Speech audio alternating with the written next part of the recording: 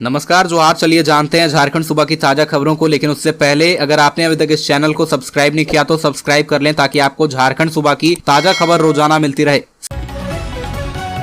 सबसे पहली और बड़ी खबर, 60 दिनों की रिमांड पर नक्सली दिनेश गोप, कड़ी सुरक्षा के बीच हुई पेशी। पीएलएफआई सुप्रीमो दिनेश गोप को एनआईए कोर्ट में पेश किया गया। पेशी के दौरान सुरक्षा के कड़े इंतजाम थे। दिनेश गोप के चेहरे को ढककर रखा गया था। पेशी के बाद कोर्ट के द्वारा दिनेश गोप को 7 दिन की एनआईए रिमांड पर भेजा गया। एनआईए ने 15 दिनों की रिमांड की मांग की थी। इस दौरान एनआईए उससे संगठन से जुड़े कई अहम सवाल और दूसरे नक्सलियों के ठिकाने की जानकारी मांगेगी। People's Liberation Front of India के सुप्रीमो दिनेश गोप को शनिवार को गिरफ्तार कर लिया गया। खूंखार नक्सली को पड़ोसी देश नेपाल से गिरफ्तार किया गया था। रविवार शाम 5:30 बजे कड़ी सुरक्षा के बीच उसे दिल्ली से बिरसा मुंडा एयरपोर्ट से बाहर लाया गया।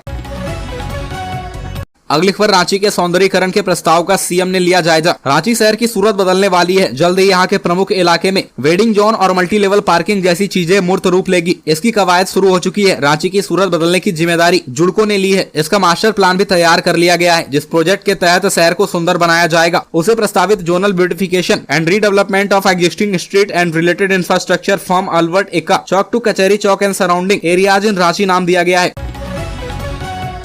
अगली खबर, बिजली संकट को लेकर बाबूलाल मरांडी ने कसा तंज। बिजली कटौती से लोग बिलबिला रहे हैं और सीएम एसी कमरे में बैठ जांच एजेंसी से बचने की जुगत लगा रहे हैं। राज्य में बिजली संकट छाया हुआ है। राजधानी रांची समेत राज्य के अन्य जिलों में लोड शेडिंग की जा रही है। अब तो स्थिति ऐसी बनने लगी है कि बिजली न रहने से पानी संकट गहराने लगा है। इसके बाद भी सरकार का रवैया असंवेदनशील है। राज्य की ऐसी स्थिति को देखते हुए विपक्ष के नेता बाबूलाल मरांडी ने मुख्यमंत्री हेमंत सोरेन पर तंज कसा है। उन्होंने कहा कि राज्य में बिजली कटौती से लोग बिलबिला रहे हैं। लोगों का इन्वर्टर डाउन हो गया है। शहरों में जनरेटर प्रदूषण उगल रहे हैं। गांव में स्थिति तो और बदतर है। इसके बाद भी सरकार चुप है। भाजपा नेता बाबूलाल मरांडी ने अपने फेसबुक वॉल पर यह बात लिखी है। उन्होंने लिखा है कि इसलिए मैं कहता हूं, हेमंत सोरेन जनता के नहीं हवाई वादों के मुख्यमंत्री है। अगली खबर, फिर आंदोलन की तैयारी में पारा शिक्षक। नियमावली बनने के बाद अब तक प्रावधान नहीं लागू हुए। राज्य के पारा शिक्षक जो अब सहायक अध्यापक कहलाते हैं, वो एक बार फिर आंदोलन का रास्ता अपनाने की सोच रहे हैं। वे ऐसा इसलिए कर रहे हैं क्योंकि उनके लिए बनाए गए सहायक अध्यापक शिक्षक नियुक्ति नियमावली के प्रावधानों को अब तक लागू नहीं किया गया है। इस वजह से उन्हें इस नियमावली के तहत जो भी लाभ मिलना था वह नहीं मिल पा रहा है। ऐसे में पारा शिक्षक के 2 बड़े संघों ने रांची में बैठक कर एक बार फिर आंदोलन की घोषणा की है। पारा शिक्षक संघ की बैठक के बाद उनसे मिली जानकारी के मुताबिक आंदोलन की तय रूपरेखा के तहत विधायकों, मंत्रियों और आखिर में मुख्यमंत्री आवास घेराव किया जाएगा।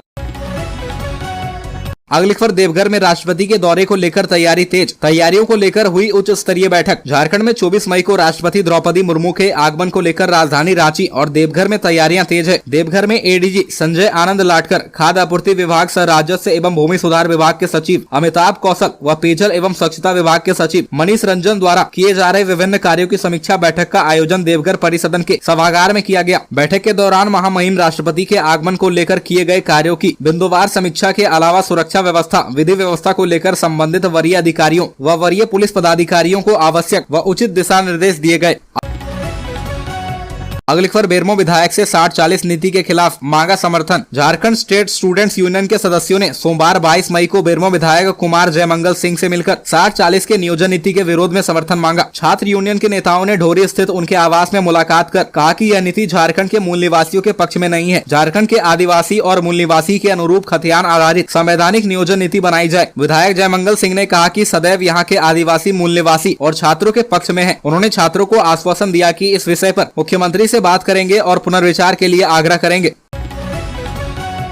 अगली खबर, जामताड़ा विधायक इरफान अंसारी का विवादित बयान। महागामा को बताया मिनी पाकिस्तान। जामताड़ा विधानसभा के कांग्रेस विधायक इरफान अंसारी ने विवादित बयान दिया है। उन्होंने झारखंड के महागामा विधानसभा को मिनी पाकिस्तान कहा है। इतना ही नहीं, उन्होंने निशिकांत दुबे पर भी निशाना साधा है। इरफान अंसारी ने कहा कि गोड्डा लोकसभा सीट से निशिकांत दुबे को इस बार जीतने नहीं देंगे, उन्हें भागलपुर भगा देंगे। गोड्डा लोकसभा क्षेत्र के महागामा विधानसभा, उससे जुड़े क्षेत्र मुस्लिम बाहुल इलाके हैं, इसलिए हमारे कम्युनिटी के लोग आसानी से जीत सकते हैं। केवल ब्राह्मण के वोट से निशिकांत दुबे गोड्डा सांसद का चुनाव जीते हैं, इसलिए उन्हें मुस्लिम बाहुल क्षेत्र, खासकर महागामा विधानसभा के मुस्लिम समुदाय के लोग उन्हें भागलपुर भगाने में मदद करेंगे।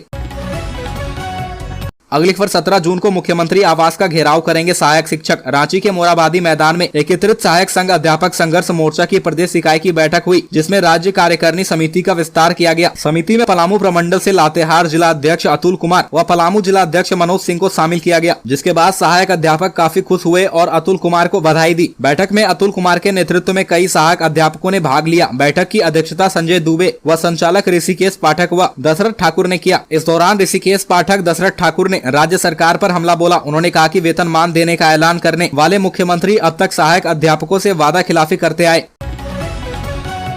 अगली खबर कांग्रेस सांसद का दावा, झारखंड में दोबारा बनाएंगे सरकार। कहा बाबूलाल मरांडी का सपना सपना ही रह जाएगा। बाबूलाल मरांडी द्वारा झारखंड में सरकार बनाए जाने के बाद एनआरसी लागू करने के दिए गए बयान पर कटाक्ष करते हुए राज्यसभा सांसद धीरज प्रसाद साहू ने कहा कि सपना देखना सही है, हम किसी को सपना देखने से नहीं रोक सकते, बस इतना कहेंगे कि हम झारखंड में दोबारा सरकार बनाएंगे। राज्यसभा सांसद धीरज प्रसाद साहू ने भाजपा विधायक दल के नेता और पूर्व मुख्यमंत्री बाबूलाल मरांडी के बयान पर कड़ा प्रहार बोला है। बाबूलाल मरांडी ने मीडिया में बयान देते हुए कहा था कि राज्य में भाजपा की सरकार बनी तो मिनी एनआरसी लागू करेंगे। इस पर उन्होंने कहा कि बाबूलाल मरांडी का सपना सपना ही रह जाएगा।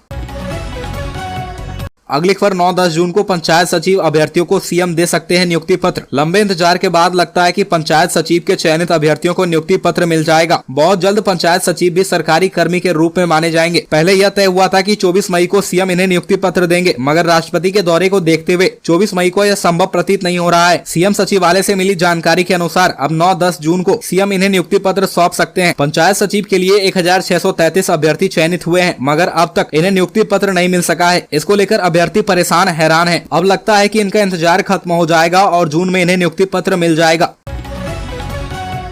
अगली खबर बीजेपी नेता अभय सिंह को कोर्ट से झटका, जमशेदपुर उपद्रव मामले में नहीं मिली जमानत। भारतीय जनता पार्टी के नेता अभय सिंह को जमशेदपुर के कदमा शास्त्री नगर उपद्रव मामले में बड़ा झटका लगा है। जमशेदपुर स्थित एडीजे 2 की अदालत ने जेल में बंद भाजपा नेता अभय सिंह, सुधांशु ओझा, उमेश सिंह, संदीप पांडे व अन्य की जमानत अर्जी खारिज कर दी है। दरअसल जमशेदपुर में हुई इस हिंसा के मामले में जमशेदपुर स्थित एडीजे 2 की अदालत में अभय सिंह की ओर से बचाव पक्ष के अधिवक्ता प्रकाश झा ने कोर्ट में बहस की थी। बहस की प्रक्रिया पूरी होने के बाद कोर्ट ने फैसला सुरक्षित रख लिया था। इस मामले में कोर्ट ने पुलिस से पथराव हुआ घटना में घायलों की इंजरी रिपोर्ट मांगी थी। अगली खबर जयराम सिंह यादव ने कहा कि भारतीय सेना में अहिर रेजिमेंट का गठन होना चाहिए। गैर राजनीतिक संगठन अहिर रेजिमेंट के जिला अध्यक्ष जयराम सिंह यादव ने अहिरों को एक वीर और लड़ाकू कौम बताते हुए देश की सुरक्षा के लिए सेना में अहिर रेजिमेंट्स की गठन की मांग की है। जयराम सिंह यादव ने कहा कि भारतीय सेना में पहले से ही Sikh regiment, Rajput regiment, Gorkha regiment कार्यरत है। इन रेजिमेंट के गठन का आधार जातीय नहीं बल्कि वीरता है और बड़ी बहादुरी से यह रेजिमेंट देश की सुरक्षा में तैनात है। अहिर भी प्रवृत्ति से लड़ाकू होते हैं, इसलिए अहिरों के लिए सेना में अहिर रेजिमेंट के गठन की मांग की जा रही है। अगली खबर कृषि मंत्री केरल दौरे पर, कृषि पशुपालन की नई तकनीक सीखने केरल जाएंगे राज्य के किसान। कृषि मंत्री बादल पत्रलेख एवं विभागीय पदाधिकारियों की टीम इन दिनों केरल दौरे पर है। टीम ने वहां केरल कृषि विश्वविद्यालय और मन्नुथी स्थित college of veterinary and animal science में जाकर वहां उपयोग की जा रही नवीनतम तकनीकों की जानकारी ली। कृषि मंत्री बादल पत्रलेख ने कहा कि कृषि के क्षेत्र में केरल विश्वविद्यालय देश के अग्रणी विश्वविद्यालयों में से है। जरूरत पड़ी तो कृषि और पशुपालन की नवीनतम तकनीक सीखने के लिए झारखंड के किसानों को केरल भेजा जाएगा। अगली खबर 11वें वेतन समझौता पर लगी मोहर, कैटेगरी 1 कोयला कर्मियों का मूल वेतन 12,776 रूपए बढ़ेगा। कोयला कर्मियों का 11वां वेतन समझौता हो गया है। कोलकाता स्थित कोल इंडिया मुख्यालय में JBCCI 11 की 2 दिन चली बैठक के अंतिम दिन शनिवार को कोल इंडिया प्रबंधन और 5 सेंट्रल ट्रेड यूनियनों के प्रतिनिधियों ने समझौता पत्र पर हस्ताक्षर किए। समझौते के मुताबिक कैटेगरी 1 के कर्मचारियों के मूल वेतन में 12,776.22 रूपए की बढ़ोतरी हुई है। वहीं अंडरग्राउंड अलाउंस भी 9% से बढ़कर 11.25% कर दिया गया है।